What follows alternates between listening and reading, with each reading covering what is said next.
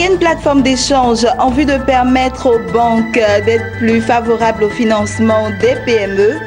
C'est l'objectif de la 6e édition des Journées nationales promotionnelles des PME et de l'artisanat qui s'est ouverte ce jeudi à Abidjan. Vous aurez les détails dans ce journal. Le directeur général adjoint de la compagnie aérienne Corsair était en visite en Côte d'Ivoire. Nous en parlerons aussi dans cette édition. Et puis nous nous intéresserons aux aménageurs, promoteurs et constructeurs qui, lors d'une conférence de presse, ont rassuré les Ivoiriens en réaffirmant leur engagement à mener à bien le projet de logements sociaux lancé par le gouvernement. Bonsoir à tous, bienvenue au journal de Business 24 Africa. On commence tout de suite par cette information. La Côte d'Ivoire a décidé de faire des PME le fer de lance de sa politique économique, mais la sempiternelle question du financement des PME demeure. Il existe une véritable méfiance entre les banques et les PME. En vue d'améliorer les échanges entre les entrepreneurs et les banques, il s'est ouvert ce jeudi à Abidjan la 6e édition des Journées nationales promotionnelles des PME et de l'artisanat. La cérémonie a enregistré la présence du ministre tunisien en charge des PME. Et c'est un reportage de Max Soubi et Maru Seri. Relations banque-PME, comment briser le mur de la méfiance. C'est sous ce thème qui s'est ouverte la 6e édition des Journées nationales promotionnelles des PME et de l'artisanat, une plateforme de réflexion et d'échange sur les obstacles majeurs qui entravent l'épanouissement des PME en Côte d'Ivoire. Pour le commissaire général du forum, il est primordial et impérieux que soient identifiées toutes les contraintes liées à la méfiance qui subsistent entre les banques et les entreprises, deux principaux acteurs du système productif en Côte d'Ivoire, le tout étant d'apporter des solutions conséquentes et durables à l'action gouvernementale. Les journées nationales promotionnelles des PME et de l'artisanat, au fil des années, ces journées grandissent en notoriété. Ces assises commencent donc à se tourner vers l'international pour la simple raison que les problèmes que rencontrent les PME ivoiriennes sont les mêmes ailleurs, dans de nombreux pays, qui, de par leur niveau de développement, leur culture et leurs expériences, ont su les surmonter. Je voudrais maintenant inviter toutes les parties prenantes, les PME et les banques notamment, à jouer franc jeu et à s'approprier le thème et les sous-thèmes qui le sous-tendent et à participer activement au débat afin que les recommandations qui en sortiront soient une véritable fumée blanche pour les PME. Je souhaiterais que cette 6e édition soit la dernière qui se penche sur le financement des PME parce que nous voulions là trouver les solutions au cours de ces assises. Pour sa part, le ministre en charge de la promotion des PME a expliqué que le besoin de financement s'impose à la PME à chaque phase de sa vie, à savoir l'exploitation, le développement, la restructuration, la reprise et la transmission. Au regard des recommandations attendues, Souleymane Diarra-Souba a dit espérer voir cette édition contribuer à l'amélioration de l'environnement des affaires. Comme vous le savez tous, des banques sans financement des PME auront du mal à terme de maintenir en fait un business model pérenne et rentable à moyen terme. Et les PME également sans la finance pourraient difficilement devenir des PME rentables et compétitives, voire des champions nationaux.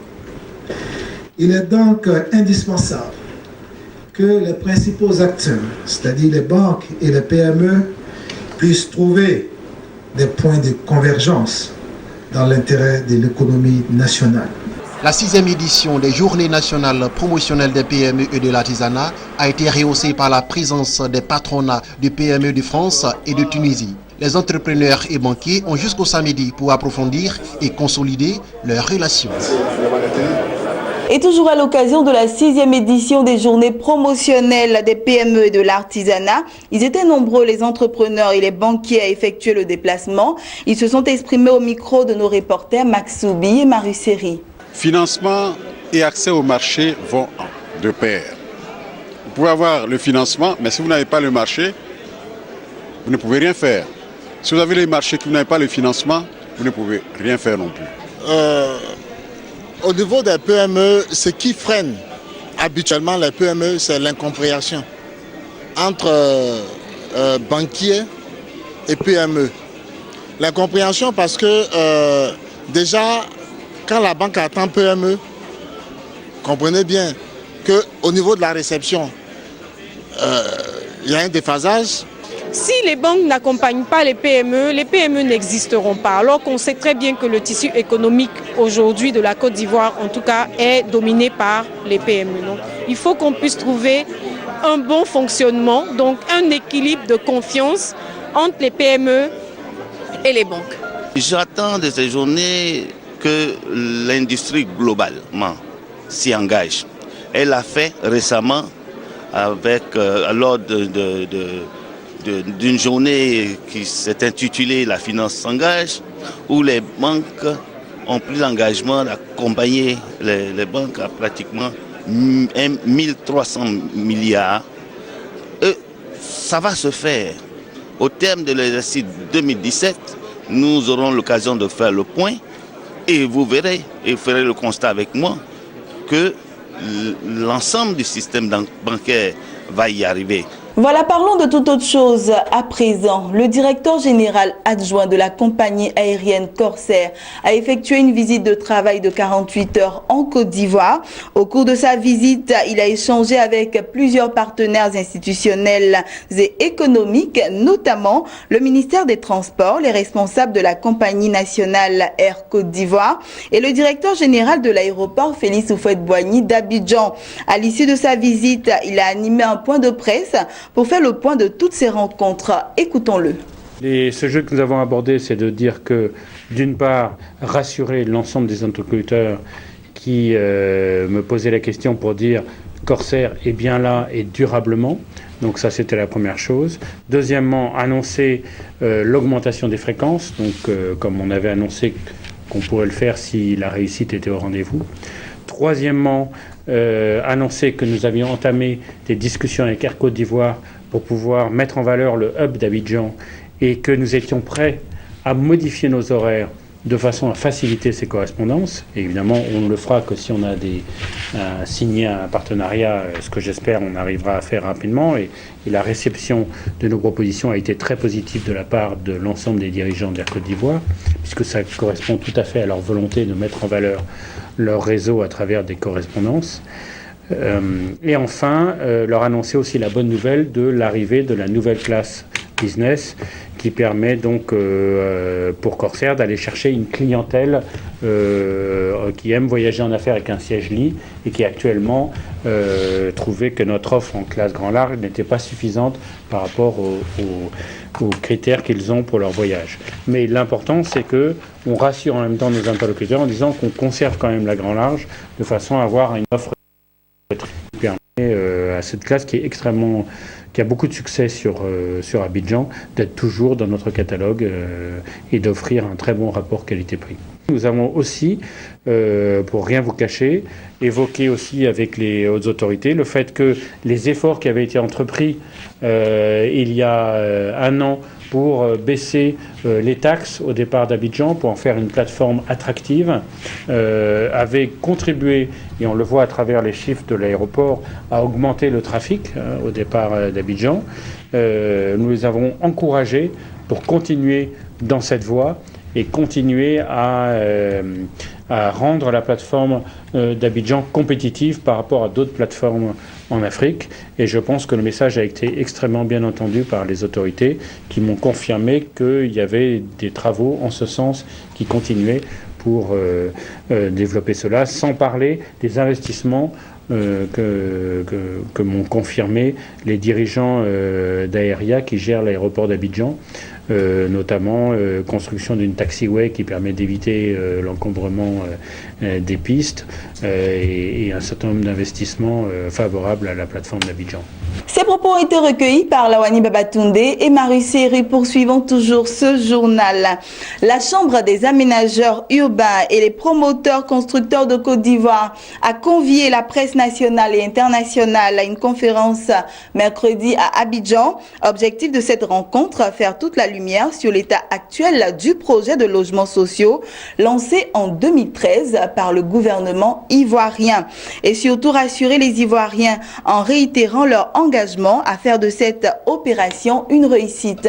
Restons toujours avec Lawani Babatunde et Marie Seri. En Côte d'Ivoire, le déficit de logement est estimé à 400 000 par an. Pour répondre à cette demande sans cesse croissante, le gouvernement de Côte d'Ivoire a lancé en 2013 un vaste projet de logements sociaux sur l'ensemble du territoire. 4 ans après, près de 150 000 maisons ont été construites. Seulement voici, la livraison de ces logements piétine, ce qui freine la poursuite du projet. Aujourd'hui, vous verrez que ça soit à Songon, Bergerville, Bassam, vous verrez des maisons. Même à l'intérieur du pays, les promoteurs ont construit. Mais le mal, il faut le dire, il ne faut pas avoir peur de mots, l'initiateur qui est l'État n'a pas suivi ses engagements, qui étaient au moins de faire les VRD primaires. C'est ce qui bloque aujourd'hui la livraison des maisons. Mais voilà pourquoi je dis, il faut saluer la démarche du nouveau ministre, qui a pris à bras le corps, il nous a promis en tout cas, que les garanties sont prises pour que tous les travaux démarrent. Face à la presse nationale et internationale, la Chambre des aménageurs urbains et des promoteurs constructeurs de Côte d'Ivoire a tenu à rassurer les Ivoiriens, affichant à nouveau leur détermination à respecter le cahier de charges pour faire de cette opération une réussite. Il n'y a pas à douter. Je vous le dis, il n'y a pas à douter, il n'y a pas de moment où les constructeurs sont d'accord et sont pour le projet. Et je vous dis, il y a déjà des maisons, vous pouvez les visiter. Peut-être nous allons faire une caravane de visite de nos chantiers, peut-être, pour vous rassurer. Les maisons existent. Rassurer nos camarades, c'est le but de la rencontre. Rassurer tout le peuple que le projet est sérieux. Ben, je ne parle pas au nom du gouvernement, je ne suis pas membre du gouvernement. Je suis président d'une chambre qui est partie prenante de l'opération, qui fera sa part et qui fait sa part. Nous demandons simplement que l'initiateur qui est l'État nous emboîte le pas et vous verrez que les choses vont aller très, très bien. À son lancement, ce projet de logements sociaux a suscité un grand engouement auprès de la population. Les Ivoiriens ont alors rêvé de s'offrir un toit. Mais au fur et à mesure que se sont présentées les difficultés, le découragement a vite rattrapé l'espoir. Aujourd'hui, il semble même prendre le dessus. Et puis on termine avec cette information, vous le verrez en image. Au Mozambique, 107,8 millions de dollars ont été investis dans le secteur du tourisme en 2016. Ce montant est de 44,1% moins élevé que la somme des investissements enregistrés par le secteur en 2015. C'est ce qu'a déclaré le ministre de la Culture et du Tourisme de ce pays. Il a profité pour faire un bilan de l'industrie touristique sur l'année écoulée. Il a ainsi rappelé que durant cette période, le Mozambique avait reçu 1,71 million de touristes, soit une augmentation de 5% par rapport à 2015. Voilà, c'est ici que nous refermons ce journal. Je vous retrouve vendredi 21h pour une nouvelle édition.